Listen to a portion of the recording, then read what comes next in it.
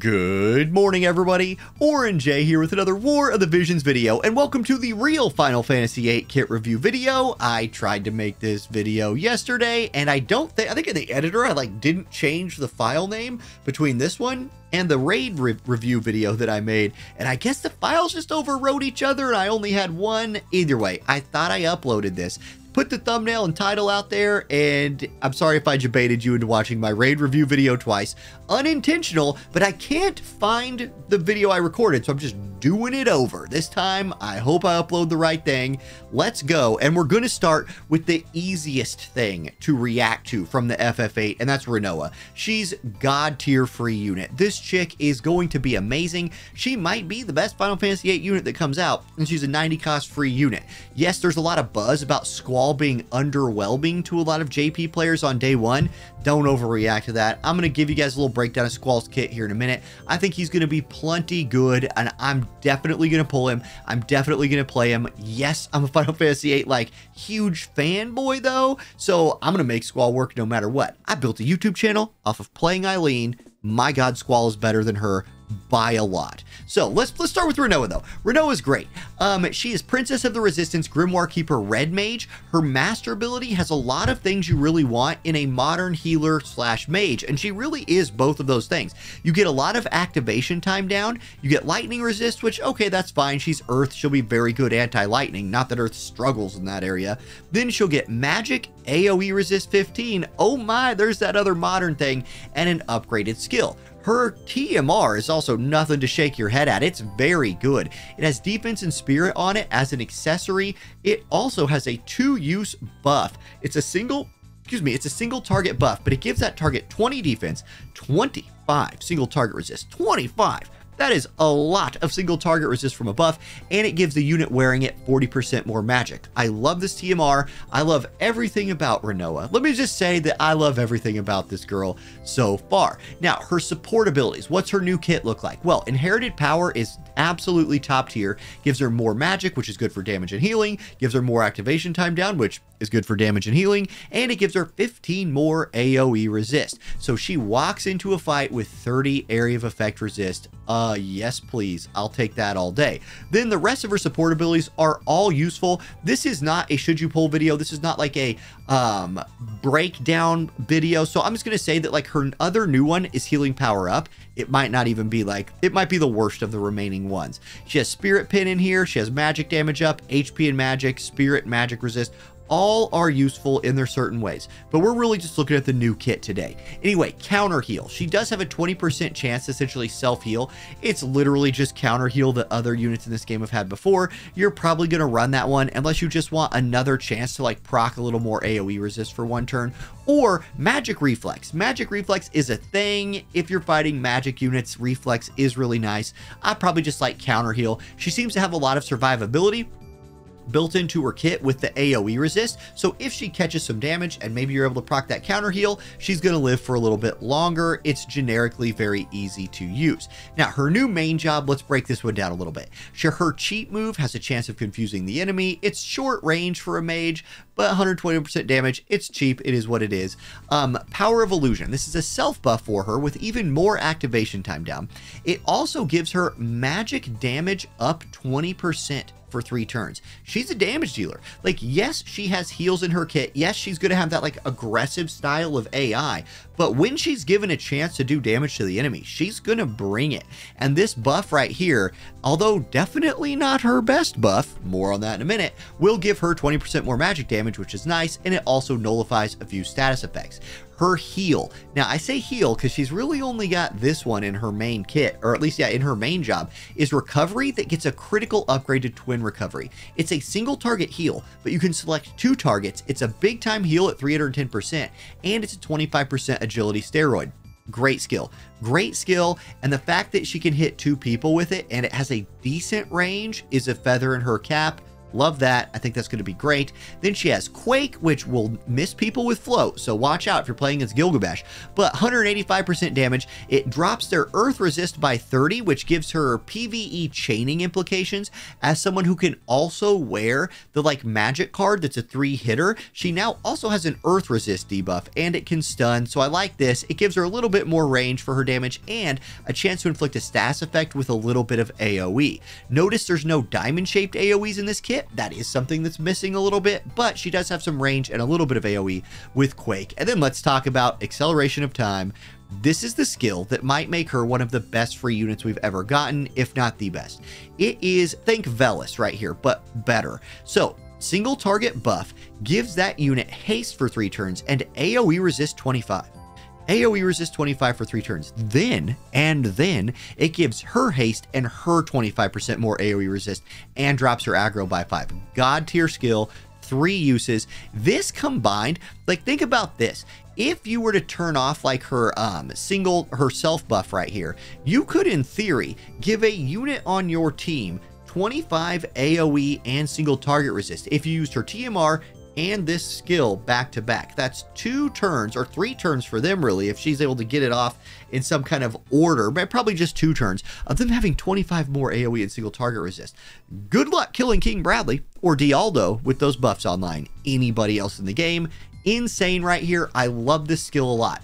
Then the rest of her main job, sub job, she does have access to a longer range AoE heal, but it's not that diamond shaped AoE. Again, diamond shaped things are kind of missing here. That is the knock against her. And then she also has a dispel to knock buffs, haste, damage increases, and ignore fatal damage. So she can knock courage off. It doesn't have any damage attached to it, but she has this TP move that can bang courage off as somebody, which is kind of cool.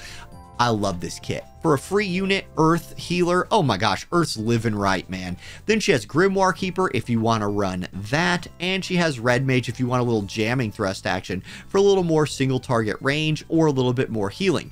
Her Limit Break, this is where she does catch some diamond AoE. It's the only diamond AoE she has, but it's a big damaging spell. It gives her Spirit Penetration 30 for 3 turns, something that really she's only gotten any sort of penetrations from her support abilities, and there is a lack of magic attack resist penetration. You might want to look for a TMR to give her that buff unless you're running her TMR, so maybe you need to pick between damage dealer and support. Err on the side of support here, in my opinion, but this is colorless damage, so that'll help against certain elements, and it does give her a big AoE with that Spirit Pin.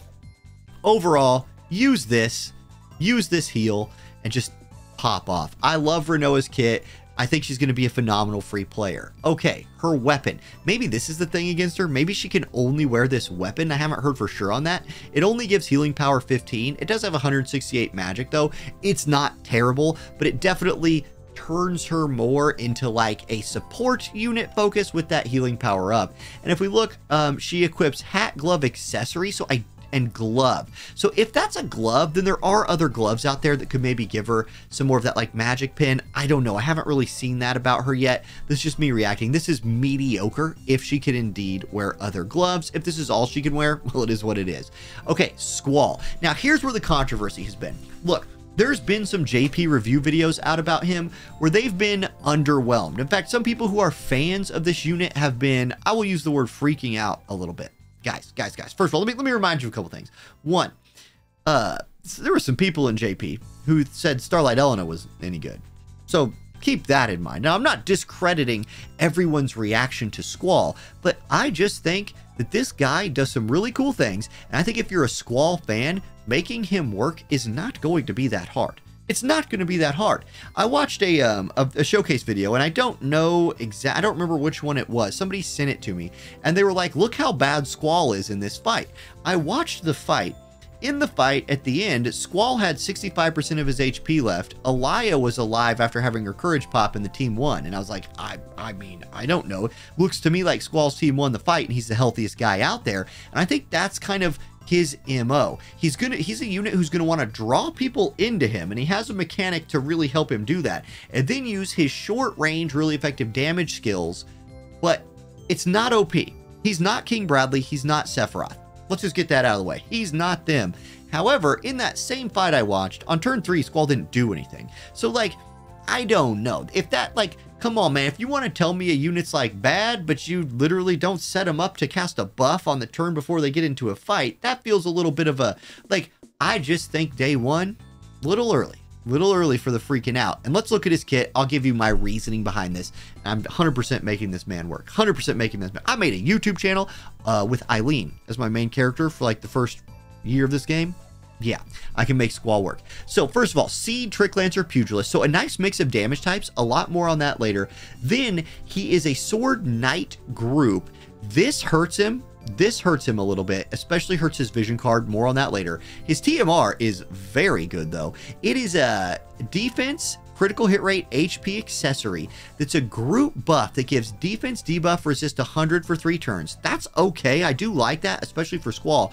But more importantly, it gives himself haste. It's a TMR that gives haste to you and is a group buff. This is important because many of the haste TMRs that we have in the game, if not all of them, are just a single target buff. So it's hard to use them while also controlling your unit's movement a little bit, or at least this will give you access to movement control with haste. This might not be the best TMR for Squall, and in fact, I think there are probably some better ones out there, but I do like it a lot. So there's that. His master ability, reaction block rate 20, AoE resist 10. Love me some AoE resist. He gets AP consumption down, lightning attack up, and an upgrade to his swing blade.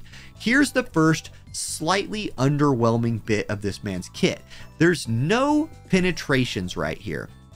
His master ability and his dream ability do not give him slash attack penetration in particular, and this hurts him. It kind of forces his hand a little bit when you're talking support abilities later, but he could have used some penetration here. I agree with that criticism, and I wish they would have done it.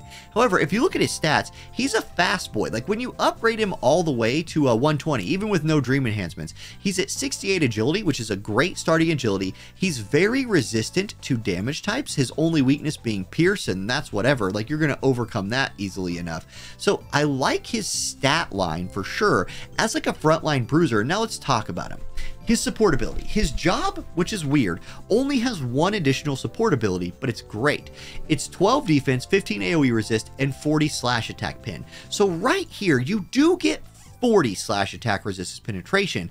I like more than that, however. I really prefer to have a little more slash attack pin than 40 if my unit is going to be relying on slashing moves to deal damage. Still, you're always going to have 40 because you're always going to run this. And at this point, you need defense penetration, and you need it in a bad way, which will force you, I think, into this critical hit rate defense pin knowledge of the Trick Lancer support ability. However, this is both things that you need. I think you could almost disregard all the rest of these support abilities. In fact, I almost suggest disregarding Pugilist mostly at all. But critical hit rate, this is a guy, and you're going to see in a minute, who needs to be critting all of the time. You really want Squall to crit. And then 40 defense pin, now you're at the 40-40 mark. I would like to be higher than that as a 100 cost DPS unit, but let's continue. Autoguard. This is his new counter move, and I really like this one a lot. Squall is meant to be this. He is an anti-physical, firstly, and then anti-slash and strike damage unit. Your ideal targets to fight against Squall are full physical teams, or like tank, support, physical damage dealer, where most of the damage coming at you is either strike or slash. He's resistant to those damage types, and he has a 70% chance proc 40% damage reduction to slash and strike. This is big time survivability. I wish it wasn't RNG dependent, and so you might get unlucky. However, a 70% proccing counter ability is very, very high. This thing's gonna proc a lot. It's gonna proc a lot, and if you're getting slashed at or struck against with striking damage, 40% damage reduction is nothing to sneeze at. So okay, we're getting better, but once again, I think you could just ignore these other two. Now, his new kit, Seed. What is Seed bringing? His main job, the cheat move, is 121% damage. When the target is killed, automatically recover AP and restore AP with a critical hit. For a cheat move, this one's fine, and I do like the range on it. Like, again, for a cheat move, sure, it's good. It does a lot of fun things. Then Honeycomb Barrier. Now, it's going to say a lot of this is not translated. I'm going to break this one down for you a little bit. This is a self buff for Squall that gives you 25% slash and strike resist, further leaning into his anti-slash, anti-strike theme. And then what that other half of this does is it provides him a honeycombing barrier. Like basically, I believe, and I watched Umber Ray's video about this earlier today, if you are it's going to provide Squall damage reduction with a different amount of damage reduction based on how far away you are from him, up to 4. At 4 spaces away from Squall, he will get the most damage reduction. At 1 space away from Squall, he will get the least. The idea here is, in an auto battle fight, the AI will prioritize maximum damage. So they will want to get right up in Squall's face. This skill is meant to mitigate damage, obviously with the resistances on there and the barrier, but it's also meant to draw units to him. No one else in the game has something like this. So if the key to Squall is going to be figuring out a way to make this skill work for you.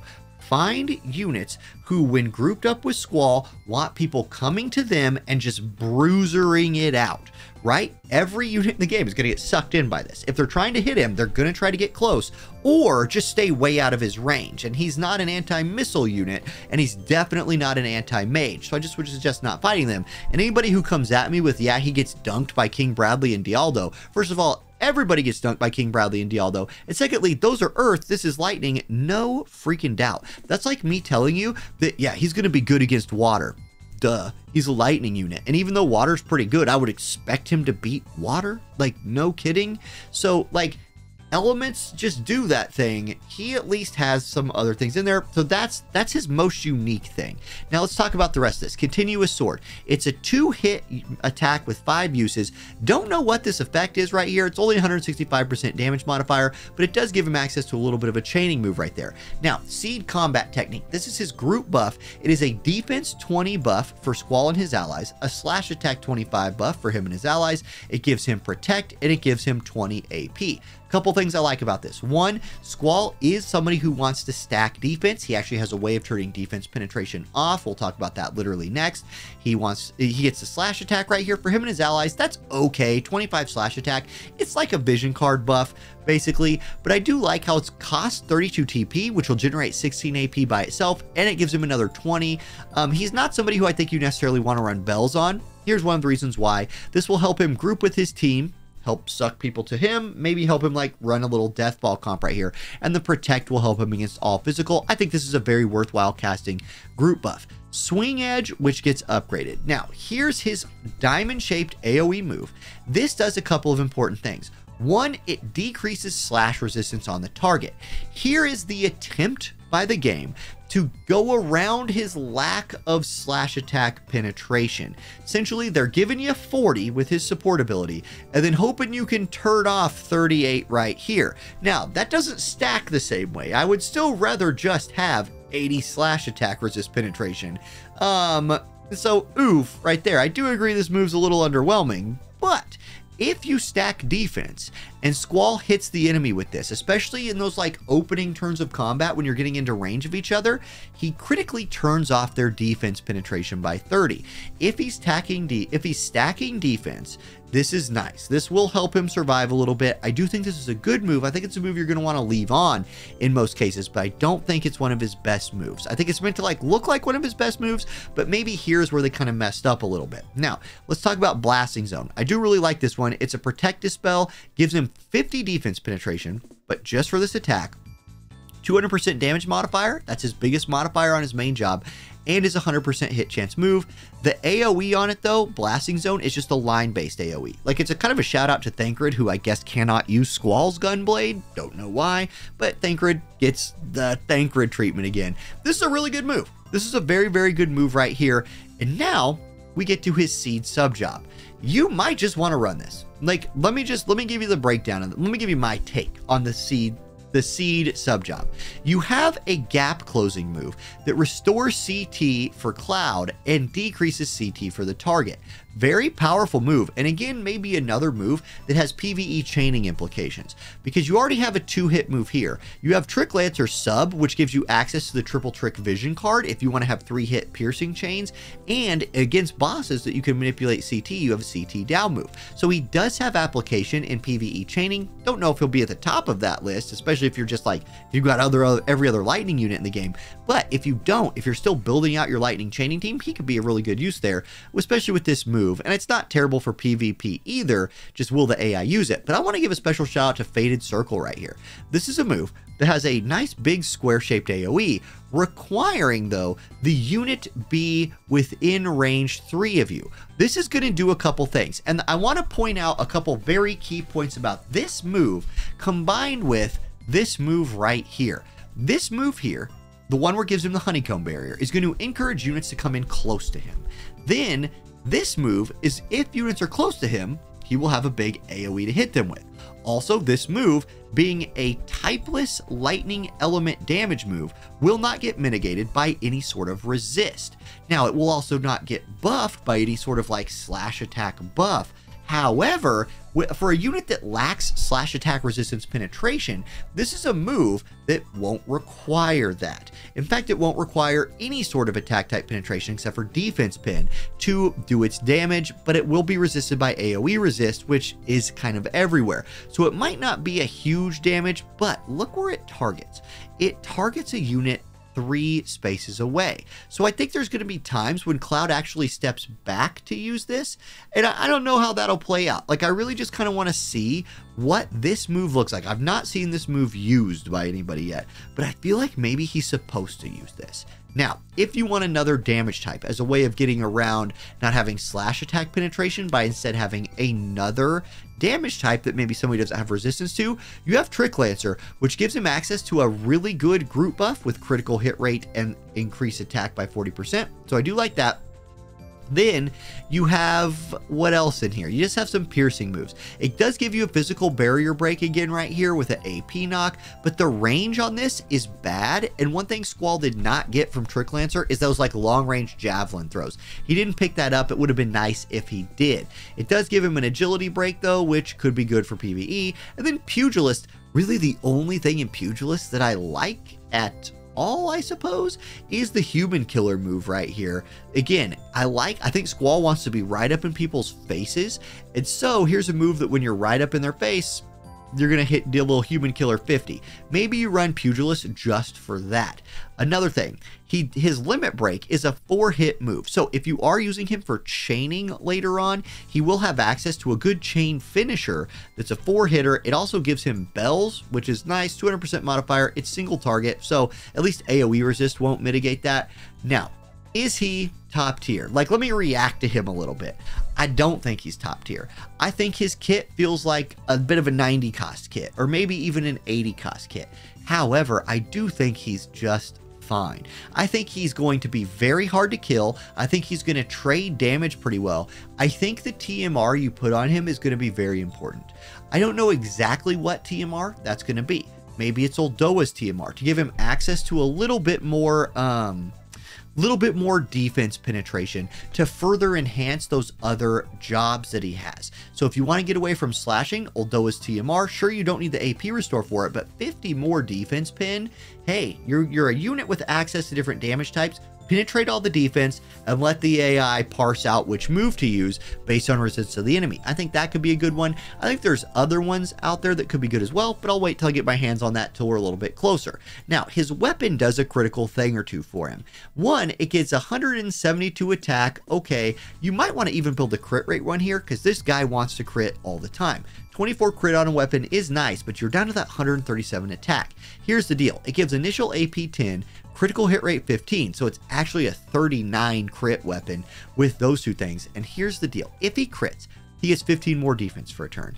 So he's a unit that can turn defense penetration off. He's a unit who's going to want to stack defense, fight physical teams. And as long as you can have him critting, he's always going to have this up. Now, if you're not critting, well, you're losing 15 defense. So I guess you can't count on this unless you're going to crit every time. But I do like this little mechanic being added to his sword. And then it generically has slash attack up 15 as well. I wish this was defense penetration. I wish this was a penetration. I think he just needs some penetrations.